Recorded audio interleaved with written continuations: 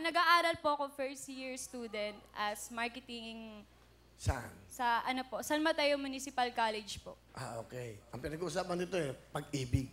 Yes. Saan mo naman nakilala to? Facebook po. Facebook din. Pero may common friends po kami. And then, Ayun po. Kasi po, nangyari po niyan kasi, may nag-post po, may nag-share po na friend ko na taga-Angono. Shinare niya po yung mga candidates ng Ginoo at Binibining Angono. Then, tinignan ko po sa mga candidates ng Ginoo, yung mga pictures po nila. Then, nakita ko po yung picture niya, parang, wow, pogi. Ganun. Tapos, ayun, inad ko po, pero add lang, parang ano lang, MM lang. So, ayun, nagulat po ako, in-accept niya po ako. MM? Parang, wala lang po, parang charot-charot, gano'n. Ganon. Kembular, mga ganon, di ba? Okay, maganda. Sige, pakilala mo na. Yan, pinapakilala ko sa buong mundo ang pinakagwapo kong boyfriend, Bupat! Kamusta ka, paring Will? Mabuti, pinakabagong boyfriend. Ilang months na ba kayo? Ano? Matagal na, Will. Oh, 2 hindi na- months. Pinakabago. 2 months pa lang. Hello, Pat. Kumusta? Okay lang naman ako, paring Will. Wapo nga, pang Mr. Ginoo, no? Ha? Ano, matipuno? Pwede. Tall, dark, and handsome. That's right. Okay. Nako.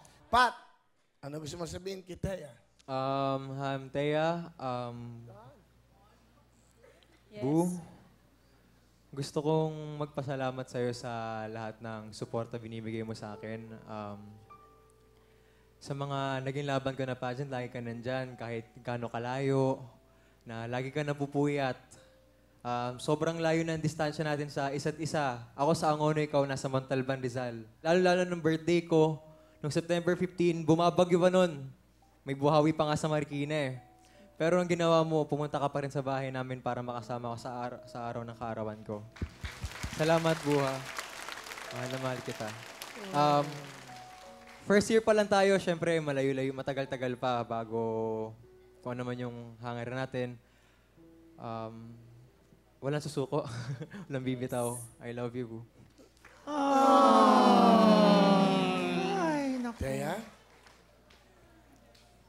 Boo, alam ko 2 months pa lang tayo. Kumbaga, malayo pa nga yung pagdadaanan natin. Marami pa tayong haharapin na problema sa relasyon natin. Pero, yun lang, gusto ko sabihin sa'yo na, yun nga, sobrang laki ng tiwala ko sa'yo. Ikaw lang yung boyfriend ko na talagang kahit katiting na pag-overthink, nalolokohin mo, hindi ko talaga naiisip kasi nakikita ko talaga sa'yo na talagang mahal mo ko at mahal din naman kita, sobra.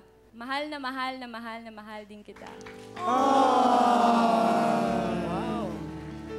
Ba kayo nainggit? Ba kayo nainggit? Ay, ako naman na nakarelate dito sa dalawa. Bakit? Kasi ang cute ng tawagan nila, yung terms of endearment nila, boo. Di ba?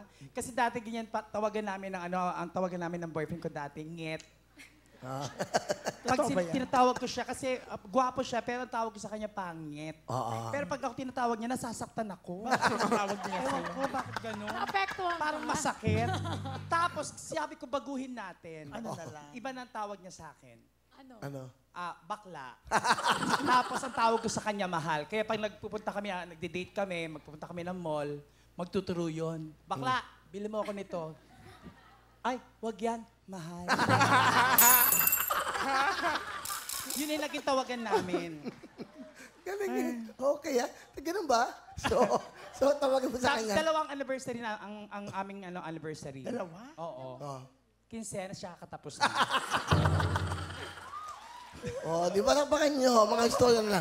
Oh, lang siya.